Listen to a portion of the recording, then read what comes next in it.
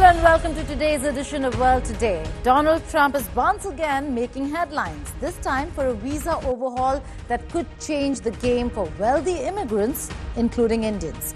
His new $5 million gold card of what is being called the Trump Gold Visa is set to replace the EB-5 investor program, making it easier for the ultra-rich to fast-track their U.S. citizenship. But what does this mean for Indians waiting in long visa backlogs? First, we have a list of pardons and commutations relating to events that occurred on January 6th. U.S. President Donald Trump has unveiled a brand new immigration plan. It's being called the ultimate VIP ticket to U.S. citizenship. A so-called gold card visa that grants a fast track to citizenship for a hefty price tag of $5 million. This new visa will replace the 35-year-old EB-5 investor visa created by Congress in 1990, which required immigrants to invest in job-creating businesses in the U.S. We're going to be doing something else that's going to be very good. We're going to be selling a gold card. You have a green card. This is a gold card. We're going to be putting a price on that card of about $5 million, and that's going to give you green card privileges plus. It's going to be a route to citizenship, and wealthy people will be coming into our country by buying this card. They'll be wealthy, and they'll be successful, and they'll be spending a lot of money and paying a lot of taxes and employing a lot of people. And we think it's going to be extremely successful. Never been done before or anything like this, but it's something that we're going to be putting out over the next, would you say, 2 weeks out? So what's the difference? The EB-5 visa required an $800,000 to $1 million investment and proof of creating at least 10 US jobs. Trump's gold card? No job creation needed, just a straight $5 million payment, and you get a green card on the spot. For wealthy Indians, this could be a game changer.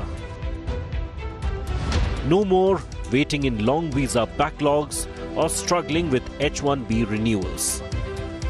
But there's a catch. This visa is only for the ultra-rich. For most Indian nationals in the green card backlog, it's simply out of reach. Immigration expert Tejinder Pal Singh says this may actually push more Indians towards Canada instead. $1 million, you can straight away be in Canada. So you are competing with your next door neighbor, where if you become Canadian citizen, you can work in US. So why would I go to US? And there's another concern. With no limit on how many gold cards can be sold, Trump has floated the idea of selling 10 million visas to cut the US deficit. That raises a big question. Is this about attracting the best and brightest, or just selling American citizenship to the highest bidder? Whether this plan takes off or faces backlash remains to be seen. For now, Trump's gold card visa is set to launch in 2 weeks. Bureau Report, India Today.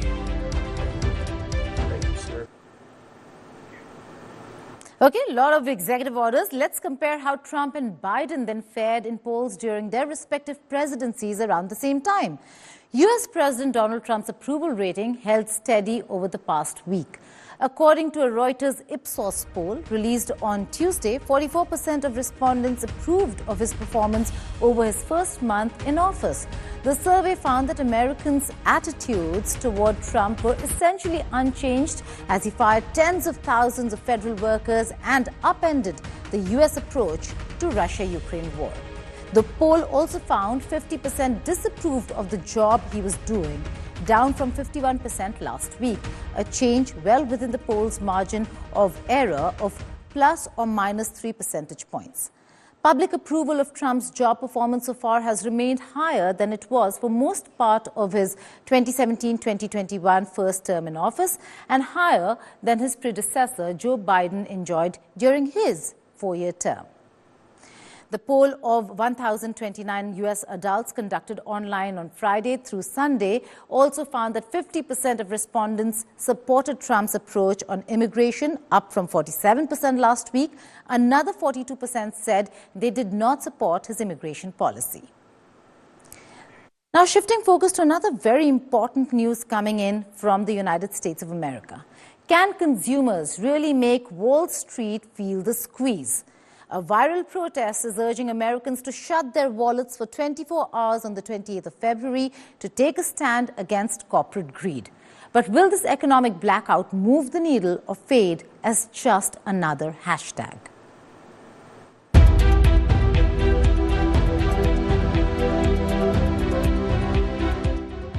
A nationwide economic protest is gaining momentum online.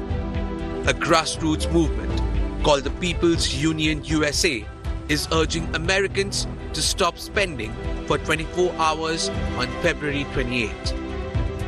No shopping, no fast food, no gas. Their message: hit corporations where it hurts, their profits.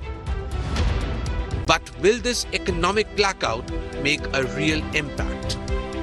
From TikTok to Instagram, the February 28 economic blackout is gaining traction. The movement, spearheaded by activist John Squaws, known online as the one called Jay, is calling for a complete halt in spending for one day.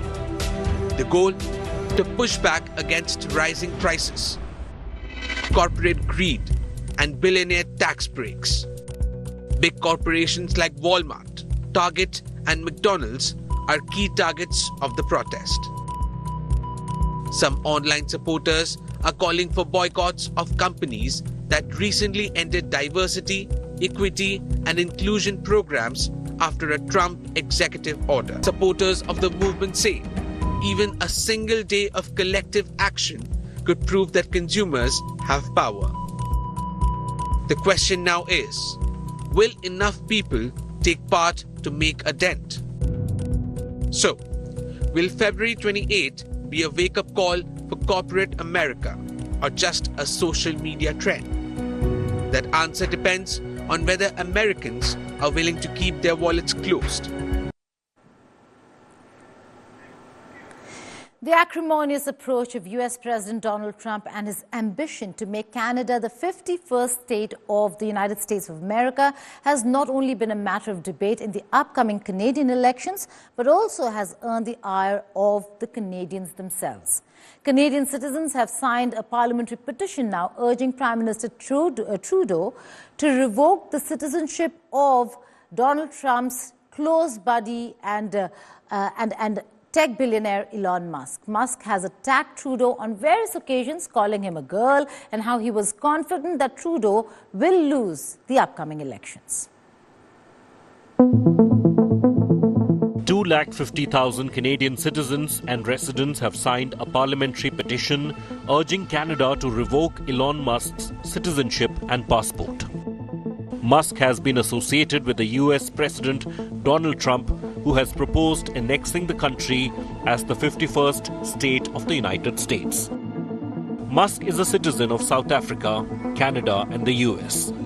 The petition to revoke Musk's citizenship has been addressed to the Canadian Prime Minister Justin Trudeau. Musk was born in Pretoria, South Africa, and had previously obtained a Canadian passport as a teenager through his mother, who was born in Canada. He later got US citizenship after arriving in the US on a student visa. The petition to revoke Musk's citizenship is open until June 20th, 2025, after which the clerk of petitions will have to certify that at least 500 of its signatures are legitimate. Then it must wait until a new session of Parliament opens before it can be presented to the House of Commons for debate.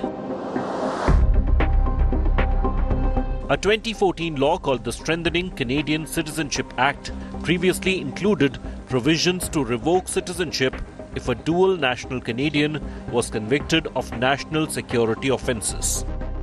Trudeau had promised to repeal the law when he ran for Prime Minister. By 2017, the denaturalization provisions were removed and a new law renationalized any Canadian stripped of their citizenship on national security grounds.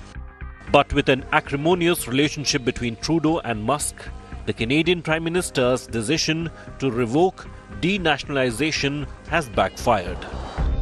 Will the petitions strip Musk of his Canadian citizenship? Bureau Report, India Today. India's neighbourhood is in trouble on the eastern and the western front. Pakistan's ambitious plan to turn Gwadar into a global trade hub is facing yet another major setback. The highly anticipated new Gwadar International Airport, funded by China and envisioned as a key piece of the China-Pakistan Economic Corridor, which also is a part of the Belt and Road Initiative, was supposed to be operational by 2023. But 2 years on, it is still far from being operational in the restive region of Balochistan. Delays, cost overruns and political tensions have turned what was supposed to be a symbol of economic progress for Pakistan into a cautionary tale.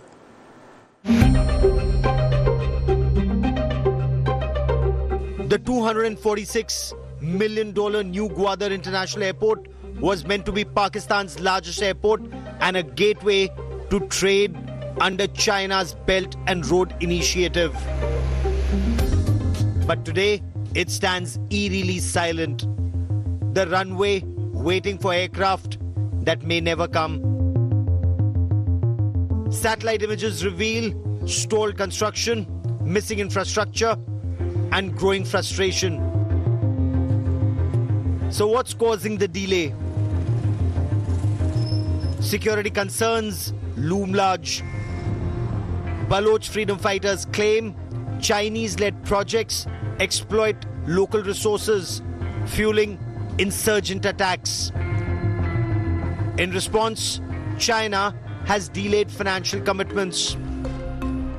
Then there is the Pakistani red tape, mismanagement, bureaucratic hurdles, and financial constraints that have further slowed the progress of the China-Pakistan Economic Corridor.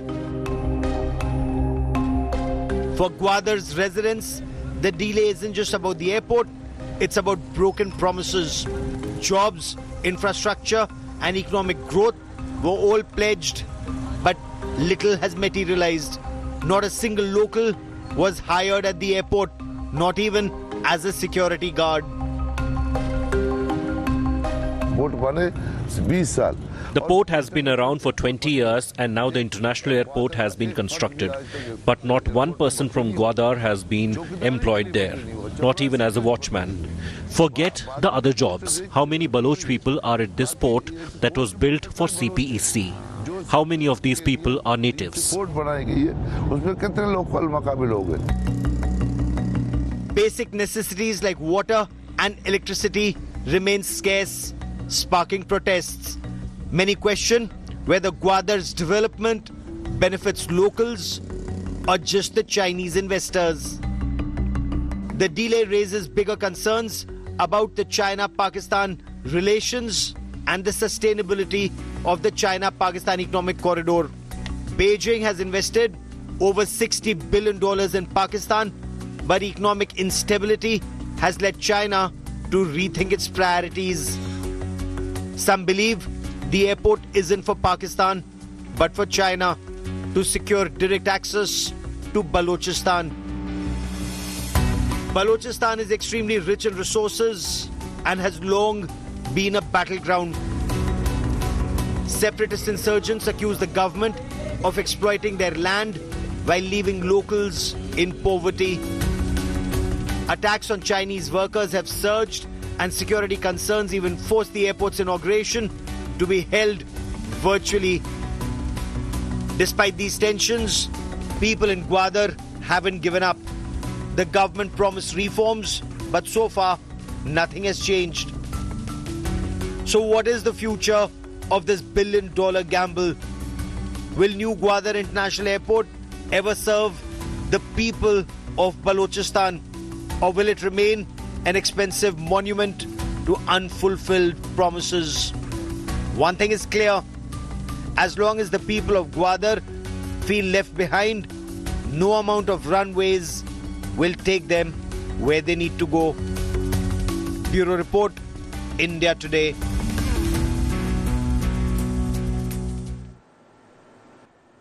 Well, there are concerns when it comes to security and what's the future of Bangladesh going to look like. To discuss all this and more, I'm being joined by senior journalist Salahuddin Shoaib Chaudhry. He's editor Blitz, joining me from Dhaka.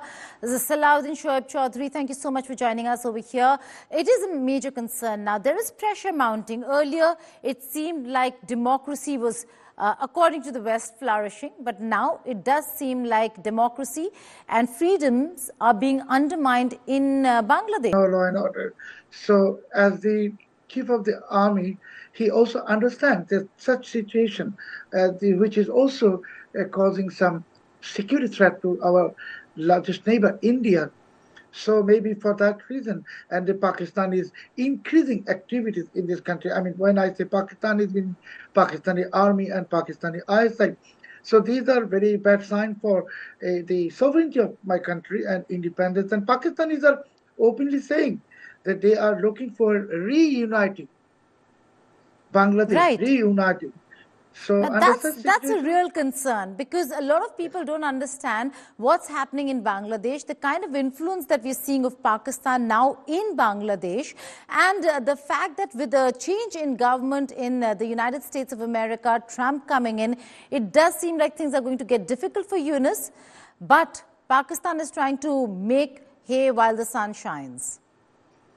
Yes, Pakistan is clearly trying to turn Bangladesh into again to the previous identity of East Pakistan. So this is Bangladesh army. This is not Pakistan army.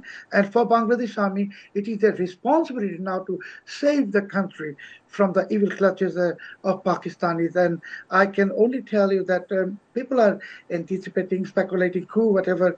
But I don't think there will be a coup. But army will act for protecting our sovereignty. And for that cause, they will have to take some stern measures maybe.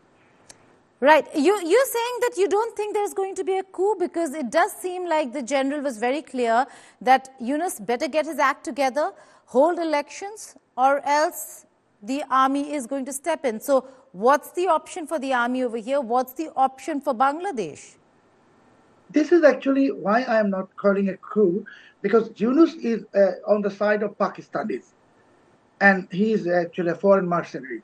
And our army, and we Bengalis, our army represents us. So you can call it war, a war to protect our sovereignty. And okay, this semantics is a war over here. This is a war, not coup. So I'm sure that our army, I wish all the success to our army, and they will be successful, and soon my country will be liberated from these mercenaries. Okay, just briefly, will Awami League be able to fight elections, or is it just going to be BNP and then a boycott by Awami League, as was the case when Awami League was fighting elections and BNP boycotted because there was no interim government? Gita, our chief of army staff, has clearly mentioned inclusive. He wants an inclusive election. So it means with Awami League. And secondly, very important thing, people are not talking, that the caretaker government system has been revived by our High Court few months ago. So once it was revived, this so-called interim government has already become illegal. So I think that army will remove this Yunus and have some caretaker government, which will hold a free, fair, and inclusive election. And of course, Awami League is one of the two largest parties, and they will participate in the election. Right, you can see the visuals over there. It clearly is a very, very dire situation in Bangladesh in terms of how things are looking on the ground. Salahuddin Shoaib Chaudhry, thank you so much for joining us here on the India Today Network. We keep coming back to you because Dhaka certainly is of great importance to India, and Indian interests have to remain secure in that country till the time there are elections that are going to be held. Thank you so much.